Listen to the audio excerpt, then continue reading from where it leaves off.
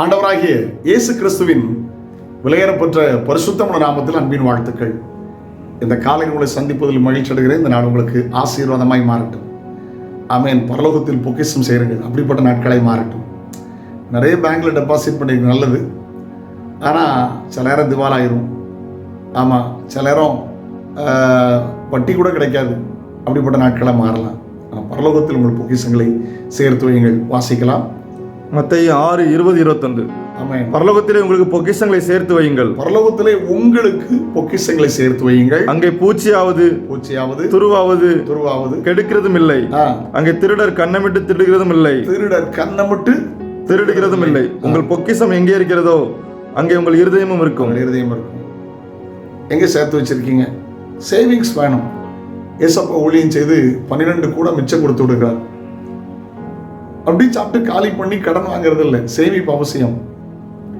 இந்த உலகத்துல சேமிக்கணும், முடிவில் பரலோகத்திலையும் பொக்கிஷத்தை சேர்த்து வைக்கணும். கர்நாடகாவில் மடிசேரி என்கிற ஒரு கிராமத்தில் ஒரு பிச்சைக்கார பெண் பிச்சை எடுத்துக்கிட்டே இருந்தாள். அவள் திடீரென்று உடல்ல கரவப்பட்டு சாகும்போது ஒரு பேப்பர் கட்டு ஒன்றை மகன் எடுக்க சொல்லி, அதுக்குள்ள பேங்க் பாஸ்புக் இருக்குது, அதில் நிறைய பணம் போட்டு வச்சு எடுத்துக்கன்னு சொன்னான். ஆச்சரியமாக நடந்த செய்தி. அவன் சந்தேகப்பட்டு தான் கொண்டு போனால் பல ஆயிரங்கள் அந்த அக்கௌண்ட்ல இருந்துச்சு. ஜனங்கள் ஆச்சரியப்பட்டாங்க. இவ்வளவு சேர்த்து வச்சுட்டு ஏன் பிச்சை எடுத்தா? அது தலைமுறைக்கு ஆசீர்வாதமாய் மாறிச்சு. யோசிச்சு பாருங்க. ஆமென். ஆத்துமாதயம் பண்ணுங்க, கர்த்தருக்குன்னு கொடுங்க, ஏழைகளுக்கு உதவி செய்யுங்க, பரலோகத்தில் பொக்கிஷங்களை சேர்த்து வைங்க. ஏதோ இம்மைக்காக வாழ்ந்து இம்மைக்காக முடிந்திடக்கூடாது. இம்மைக்காக மாத்திரம் கிறிஸ்து மேல் நம்பிக்கை வைத்தால் எல்லாரை பார்க்கலும் பரிதவிக்கப்பட்டவர்களாக இருப்போம். உங்கள் பொக்கிஷம் எங்கேயோ அங்கேதான் உங்கள் இருதயம் இருக்கணும். நம்முடைய பொக்கிஷம் எங்கே இருக்கணும்? பரலோக ராஜ்யத்தில் இருக்கணும். ஹல்லேலூயா. Praise the Lord. கர்த்தர் உங்களை ஆசீர்வதிப்பார். ஆமென். உலகத்திலும் சேமிப்பு தேவை, அதே நேரம் பரலோகத்திலையும் பொக்கிஷங்களை சேர்த்து வைக்க பாருங்க. கர்த்தர் பெரிய காரியங்களை கர்த்தர் செய்வார். ஹல்லேலூயா.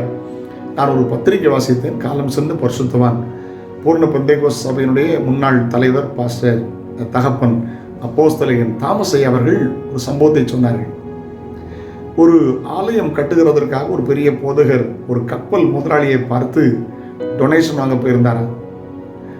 அவர் டொனேஷன் வாங்கிட்டு இருக்கும்போதே அவருக்கு ஒரு ஃபோன் வந்துச்சு. எடுத்தால் குறிப்பிட்ட சரக்கு கப்பல் அப்படியே கடலில் மூழ்கி பல கோடிக்கணக்கான பணங்கள் நஷ்டமாகிவிட்டதுங்கிற தகவல்.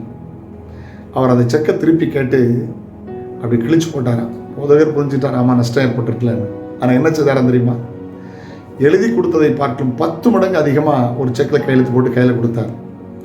ஒருவேளை நஷ்டத்தில் மனம் பதறி செய்து விட்டாரோட, ஐயா எனக்கு வேண்டாம், நீங்கள் முதலில் கொடுத்தது போதும், நாங்கள் இல்லை, நான் உலகத்தில் சேர்த்தது உலகத்திலே போயிட்டு பரலோகத்தில் கொஞ்சம் சேர்த்து வைக்கிறேன், தைரியமாக கொண்டு போங்க, ஊழியம் செய்யுங்கன்னு அனுப்பி வைத்தாரா. Price God. அப்படிப்பட்டவங்களா மாறுவோம். கர்த்தர் ஆசீர்வதிப்பார். நாளை உங்களை சந்திக்கிறேன். அது ஒரு ஆண்டுடைய கிருபை எங்களை தாங்கட்டும். ஜெபிக்கலாமா? தகப்பனே, பரலோகத்தில் பொக்கிஷங்களை சேர்த்து வைக்கிற கிருபைகளை தாரும். இயேசுவின் நாமத்தில் ஜெபங்களும் பிதாவே. ஆமென்.